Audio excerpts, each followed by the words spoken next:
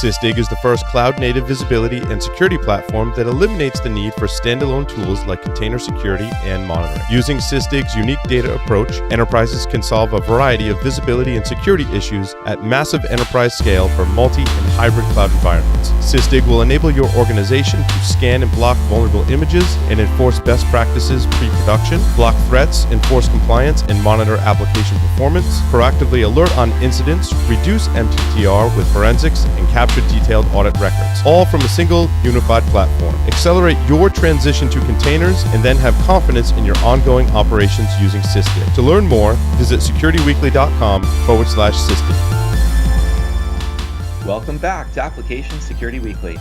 I'm your host, Mike Shima, joined by Matt Alderman and John Kinsella. Security Weekly is returning to Vegas this August for Black Hat and DEF CON. If you would like to request a briefing or sponsor an interview on site at Black Hat, please go to securityweekly.com/booking and submit your request. Some of you have told us that you are overwhelmed by the amount of content we distribute. In an attempt to make it a little easier for you to find what you're interested in, we've created our new listener interest list. Sign up for this list and select your interest by visiting securityweekly.com/subscribe and clicking the button to join the list. You can now also submit your suggestions for guests in our recently released guest suggestion form. Go to securityweekly.com/guests and enter your suggestions. Today we have Sven Morgenroth from Netsparker. Sven is a security researcher at Netsparker. He found filter bypasses for Chrome's XSS auditor and several web application firewalls. He likes to exploit vulnerabilities in creative ways and has hacked his smart TV without even leaving his bed. Sven writes about web application security and documents his research on the Netsparker blog. Sven, welcome. Thanks for having me. It's always great to be here. Yeah, and I think I was especially looking forward to you be here to talk about, can we be optimistic about the future of web applications? And when I say that is, how can we make it easier to build apps that we don't have to even worry about the OWASP top 10, and the OWASP top 10 becomes like the OWASP top 2 because we have secure defaults. Is this feasible, or is this just wishful thinking? We're slowly getting there. I don't think we will ever get rid of every vulnerability, but we certainly make it easier to avoid them. Secure defaults are a big thing when it comes to web application security. And what I mean by secure defaults is if we take a look at PHP, for example, like if you want to build some HTML with PHP, you usually do some string concatenation, and it's generally very messy. And if you have some dynamic user input that you want to print to the page, it really gets hard to keep track of every single user input. It's quite hard to secure it because by default PHP will just print the raw data, won't escape anything. And we've seen, like in the past, a lot of XSS vulnerabilities that were created that way, just by actually not because the developers weren't aware of XSS or its dangers, or that they didn't really know how to prevent it, but because they just forget this one time to pass the user data to a sanitization function. And with secure defaults, we just get rid of that. So yes, for example, React is very good when it comes to that. When you pass some user data to React with JSX, you generally have it sanitized by default, and it's very hard to actually pass user input that is unsanitized. So that is printed to the page and is not sanitized. Yeah, I think React even gives you a bit of a hint if you're going to be doing this in an insecure way, right? With dangerously set inner HTML. So that's just a nice way to make those anti-patterns really obvious. And and it's great that you're bringing up React, because in our previous segment we were just talking about, can we trust our tech stacks or trust our people? That those PHP and string concatenation was a bit of a good example of the stack failing us, but React is a great example of the stack actually helping us just from an engineering perspective, write more secure code. Yeah, that's true. I think that you actually have to that they actually called it dangerously set in HTML was quite a good thing. And they also require you to not only write this HTML just as as a string, but you have to also pass an object with _ HTML, like to make it extra obvious and extra hard that you're doing something that you shouldn't usually do. And if you know the netcat utility for Linux, you probably also know the -e or -c option, or the flag that allows you to just make any executable actually like a server. And the funny thing about this is when you want to activate this functionality, you have to pass a flag during compilation that is called a gaping security hole. And I think that is kind of similar. And it, I think on the mailing list, I read that some time ago, they had a discussion whether or not they should rename this flag to something else. And one of, I think one of them actually brought the argument that just the fact that they are actually discussing this and that it's, that somebody had to figure out what it does. It's actually quite a good hint that it works, so that it does what it should do. And I think it's very similar in React. Yeah, I mean, I think one of our challenges in the industry, right, is helping educate the developers on what is good security practice and bad security practice. And when you have to pass a flag that says this is a gaping security hole, that's a little educational upfront for the developers to say, well, maybe I shouldn't actually do that. Yeah, that's true. Great. I think, yes.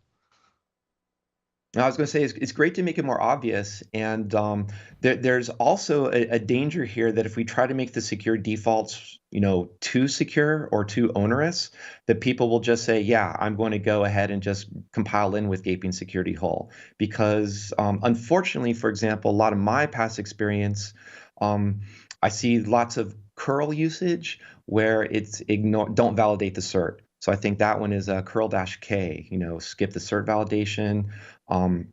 Because self-signed certs are used or for some other reason, or it's just quote unquote easier.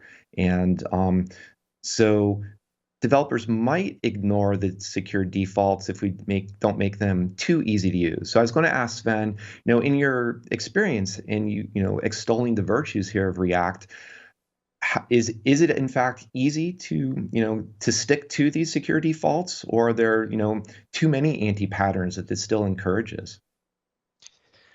Well, in my opinion, it works. And in React, it's actually quite easy. It's sometimes harder to do it otherwise.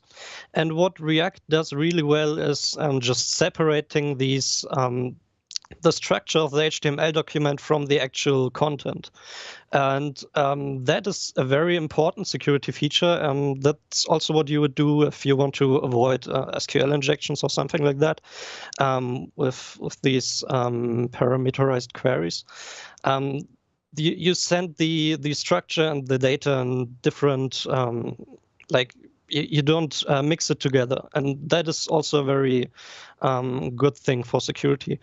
What I really think is that you should make it as hard as possible to not make it secure. Like if you really want to have these insecure options, or you want to create your SQL query in the old way with string concatenation or something like that, then you should be able to do it, but it should be insanely hard and it should be way easier to do it securely. Yeah, make it hard and make it obvious when it's being done that way. So it's a lot easier to grep for that, dangerously set function than it is for various types of string concatenation and figure out, is this an OK concatenation or is this the filtered concatenation and so on. One of the other things I like about React is just their engineering approach is very supportive of backwards compatibility, but still giving a path forward to new design patterns and new improvements to the library. For example, when they introduced hooks, they said, here is a great way to adopt hooks to help with that separation of code and data, an easier way to componentize your application, but you don't have to immediately adopt it as an all or nothing type of thing. You have a you have a forward-looking path. So one of the things, for example, is maybe we could talk about content security policy as the other alternative to writing in React. And as CSP, how well adopted do you think that has been, or effective that could be as a different approach to combating cross-site scripting, for example? Well, it's very effective if you implement it properly. Again, they actually did a similar thing that React did and that Netcat did by calling the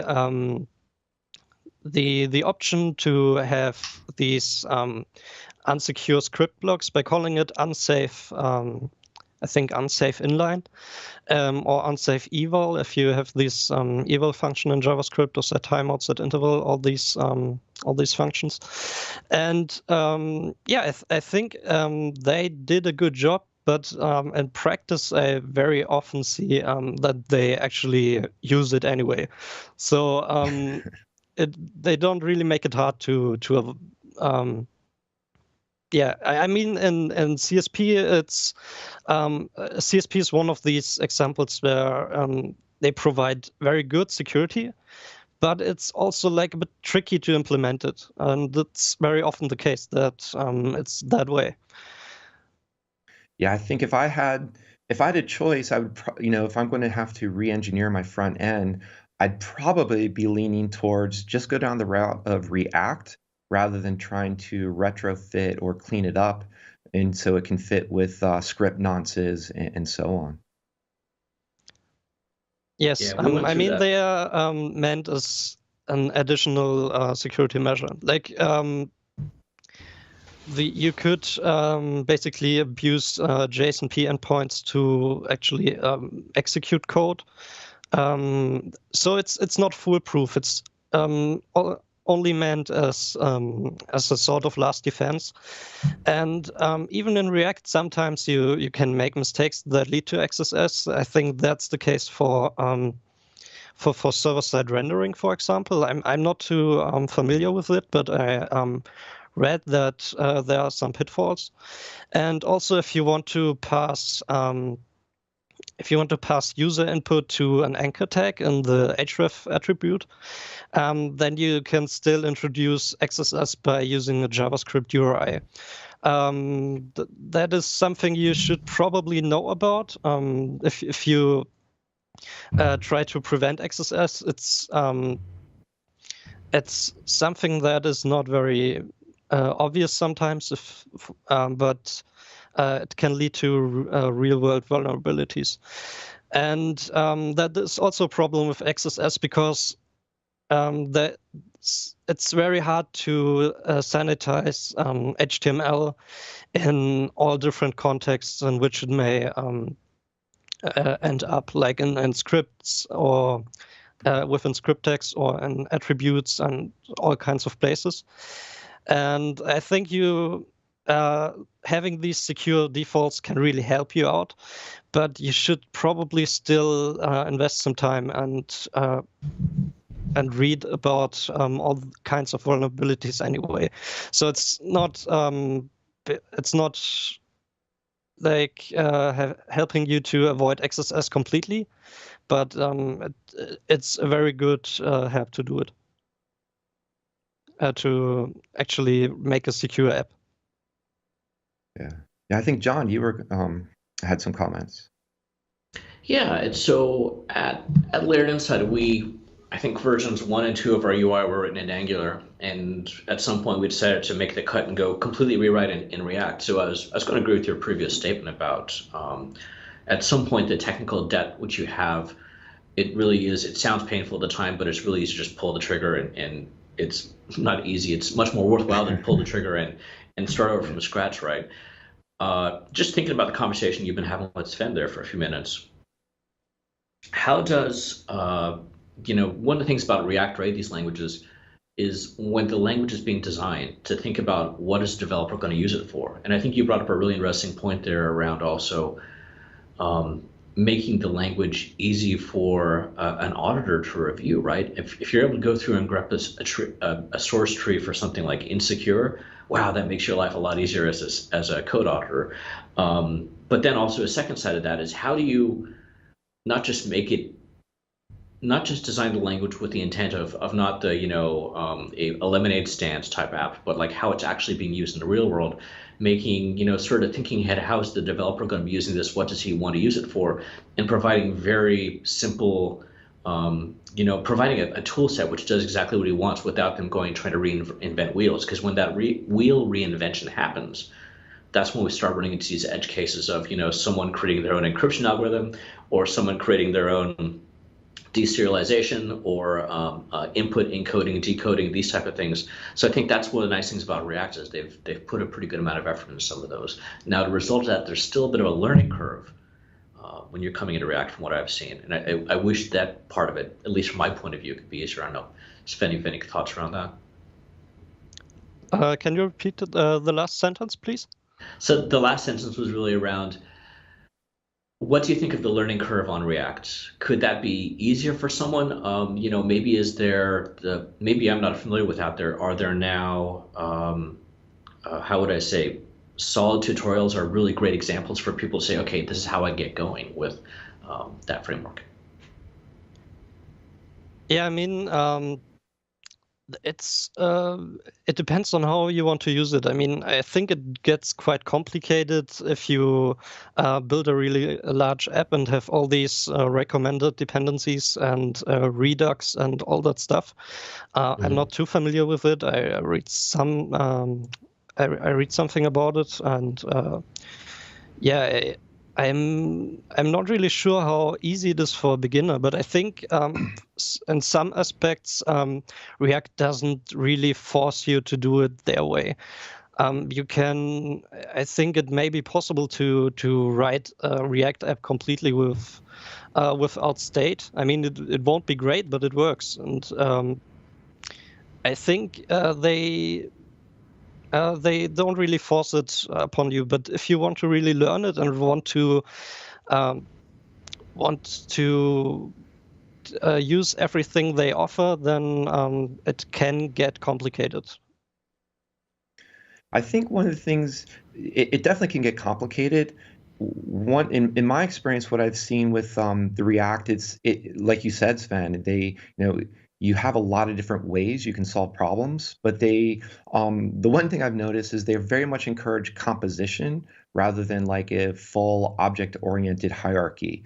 And off the top of my head, I think that's the only major kind of design philosophy they come down on as a strong recommendation. And the others are more about, these are different ways of handling state, these are preferred ways of handling state, and these are different areas of just how to be stateless as well. So to your question, John, too, I'd say that the React.js website actually has some pretty good tutorials in the terms of simplicity. Where it does get kind of hard is when you start to talk about, well, we're going to do server-side rendering. And some of my questions there are, do you really need to do server-side rendering here? Do you actually have latency problems? And these are like really interesting scaling problems you're trying to address? Or is just just an aspect that, company X does this, so why don't we do this as well, even though you have two different, entirely different use cases for your users.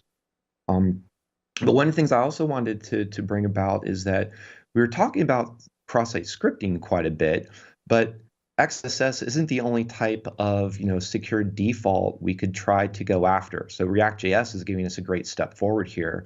But Sven, what about like CSRF or some of the other broader categories of vulns, web vulns? Do we have, are there other things that you would start to look at or recommend of ways we consider those designs?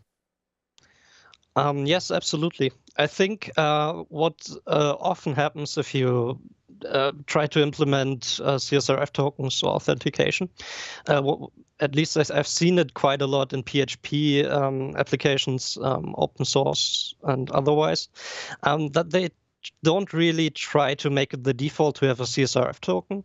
The default is rather to not have a CSRF token, but every time you open a certain script with your browser, it will first check if you're admin and whether the CSRF token is set, etc. And it happens in every single of those scripts. So in admin index PHP or in admin and edit PHP, all that stuff. And then you have like dozens of is admin function calls, etc. And if you just forget it once, you really get into trouble. So what you really should do is requiring CSRF tokens by default. And only if you don't really need them, you should deactivate them. That should be the case. And you can also put some extra warnings into your code, like print some error messages to your console if you expose some endpoint that receives post or pod requests or something like that with actual state changing methods. And if you don't use the token, like you should either have some unit tests for that or just do it when you start your server. But it really helps you out to figure out whether you should look into it.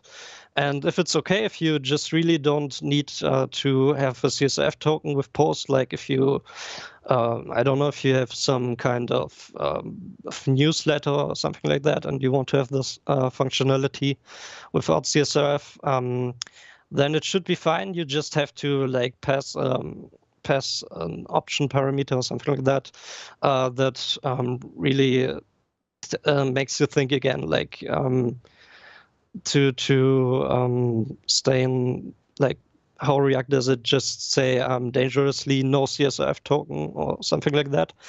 And yeah, I think that would really help. The same is with authentication.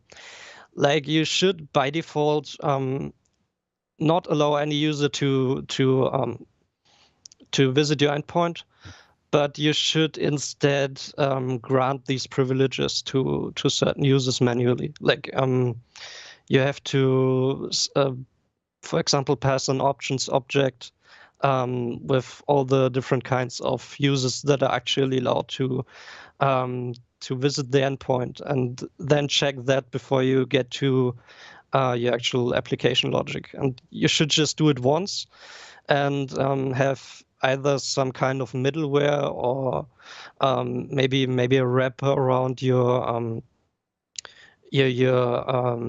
library that you use to expose these endpoints, like you would do with Express or something like that if you use Node.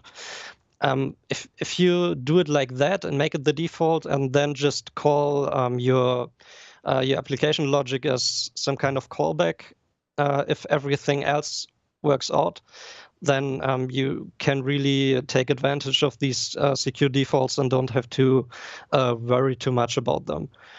What I also recommend you to do is to always check your input. That should also be the default. Like what is really handy are some JSON schema libraries like AJV for Node or something like that. And you should really be forced to think about which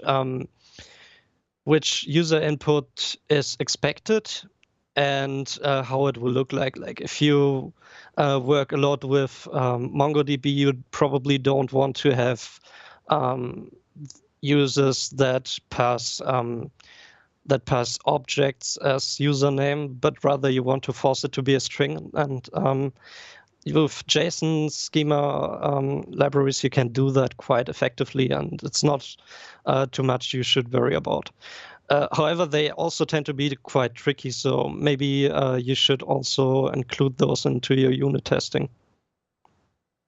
That's an interesting point about the input validation, because I usually tend to fall on the side of being very loose on input validation, because it's more important to figure out that input, what's the context of where it's being used.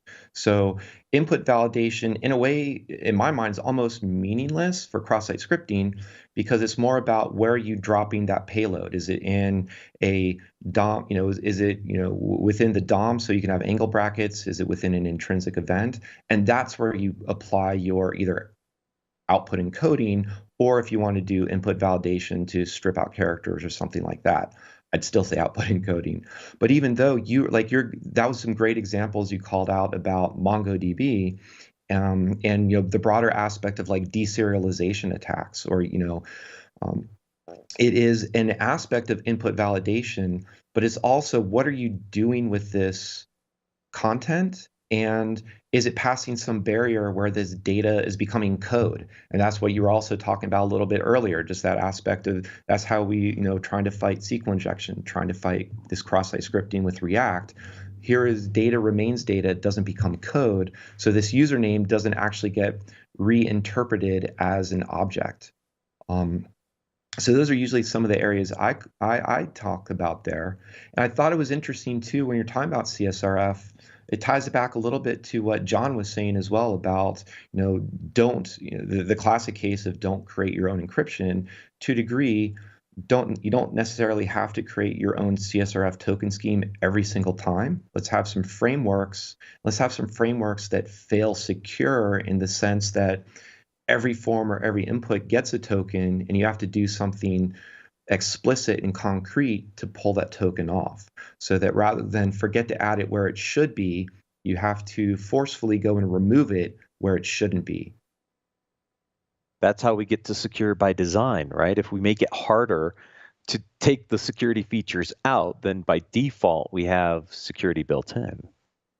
Yeah, and that's where if the stack supports us in that way, then a little bit of a callback to our new segment, then we can trust the stack and we can actually have those design conversations about more meaningful aspects of the app, rather than just, have you dealt with CSRF on this form and this form and also this form and this form and et cetera? Because those become the routine and more of the conversations that we should, to some degree, try to figure out how to automate away.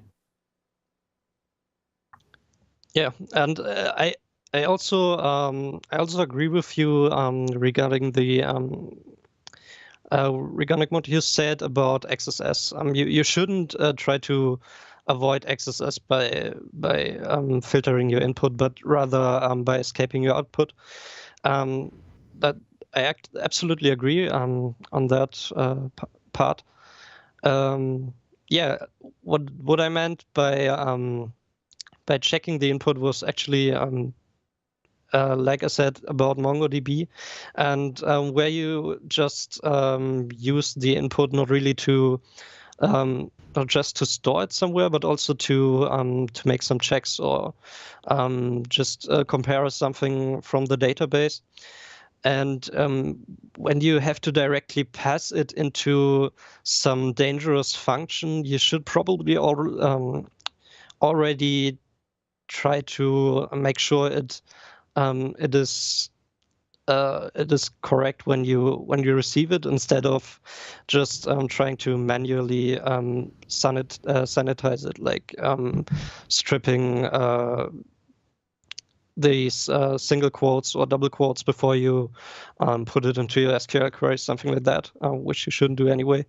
But yeah, so in my opinion, you should really you should really put this into consideration when you build your endpoints, or if you try to add a new one, and it really helps you to think about what data you actually want to expect and which type it should be.